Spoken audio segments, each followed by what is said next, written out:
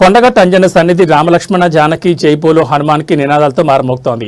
హనుమాన్ జయంతి సందర్భంగా 3 రోజుల ఉత్సవాలు ప్రారంభమయ్యాయి. వివిధ జిల్లాల నుంచి పాదయాత్రగా వచ్చిన దీక్షాపరులతో ఆలయ పరిసరాలు భక్తి పరవశంతో కళకళలాడుతున్నాయి.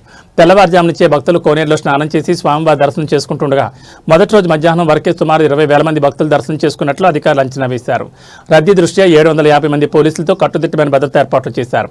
స్వామివారికి పంచామృత అభిషేకం నిర్వహించగా భక్తులు విశేషంగా పాల్గొన్నారు. భక్తుల సౌకర్యార్థం పార్కింగ్, త్రాగునీరు, మరుగుదొడ్లు, చలివేంద్రాలు, క్యూలైన్లు వంటి అన్ని సదుపాయాలు ఏర్పాటు చేశారు. దీక్ష విరమణ కోసం ప్రత్యేక ఏర్పాట్లు చేసినట్లు ఆలయ ఈవో అంజనారెడ్డి తెలిపారు. ఆలయ సమీపంలో కొన్ని చలివేంద్ర పందిళ్లు కాస్త దెబ్బతిన్నా ఎలాంటి ప్రమాదం జరగలేదని అధికారులు స్పష్టం చేశారు. మొత్తంగా భక్తులకు ఎలాంటి ఇబ్బందులు లేకుండా సమగ్ర ఏర్పాట్లు చేసినట్టు తెలిపారు.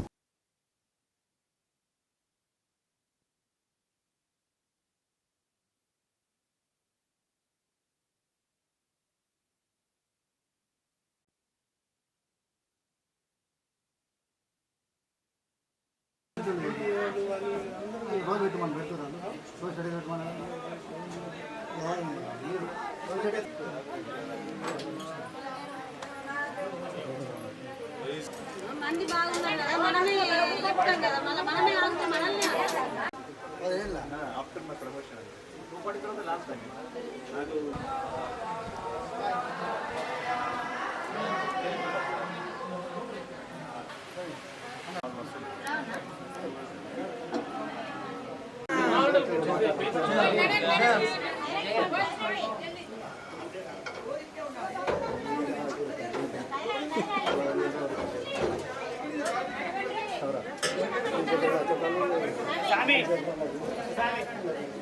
తిరుకోల కపీంద్ర స్వామి స్థానాచార్య ఆంజనేయ స్వామి దేవస్థానం కొండగట్టు.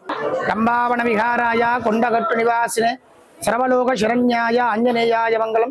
దివ్యాలయాగ్ర విలసత్ మురవైరి చక్రం శ్రీరుషోపరి స్ఫురదగ్రం నృసింహవక్త్రం బద్ధాంజలీకృత మహీయ గదా విశేషం శ్రీకొండగట్టు హనుమంతమహం శ్రితోస్మి. తెలంగాణ రాష్ట్రంలో ప్రసిద్ధ పుణ్యక్షేత్రం కొండగట్టు ఆంజనేయ స్వామివారి క్షేత్రం. ఈ క్షేత్రంలో ఈ రోజు నుంచి 3 రోజుల పాటు హనుమతి విజయోత్సవాలు, వీటిడే చిన్న జయంతి ఉత్సవాలు అంటారు, మహావైభవంగా ప్రారంభించబడ్డాయి. నిన్న సాయంకాలం వేళలో ఆంజనేయ స్వామివారి ఉత్సవమూర్తిని మాలా విరమణ మండపంలో శోభాయాత్రగా తీసుకువెళ్ళి అక్కడ ప్రతిష్టాపన చేయడం జరిగింది. నిన్నటి నుండి కూడా మాలా విరమణ మండపంలోనే చేస్తున్నారు. ఈ రోజు ఉదయం స్వామివారికి బలపంచామృత అభిషేకం, సహస్రనామ అర్చన కూడా చేయడం జరిగింది. తమలపాకులతో నాగబెల్లి దళార్చన చేయడం జరిగింది. రేపటి రోజున హనుమతి విజయోత్సవాన్ని పురస్కరించుకొని స్వామివారికి చంద్రాలంకరణ, బలపంచామృత అభిషేకం, పట్టు వస్త్రాలంకరణ చేయడం జరుగుతుంది. అదేవిధంగా స్వామివారికి ఇష్టమైనటువంటి అరటి పనులతో స్వామివారికి అలంకారం చేస్తారు. రేపు ఎవరైతే మాల ధారణ చేస్తారో మే 12వ తారీఖున జరిగేటువంటి పెద్ద హనుమాన్ జయంతికి సరిగ్గా మండల దీక్ష అవుతుంది. అయితే భక్తులందరూ కూడా వేడి ఎండతాపం వల్ల చిన్న జయంతికి పెద్ద జయంతికి కూడా లక్షలాది మంది హనుమాన్ దీక్ష స్వాములు వచ్చి స్వామి దర్శనం చేసుకుని ఇరుముడి సమర్పణ చేసి మాల విరమణ చేస్తున్నారు.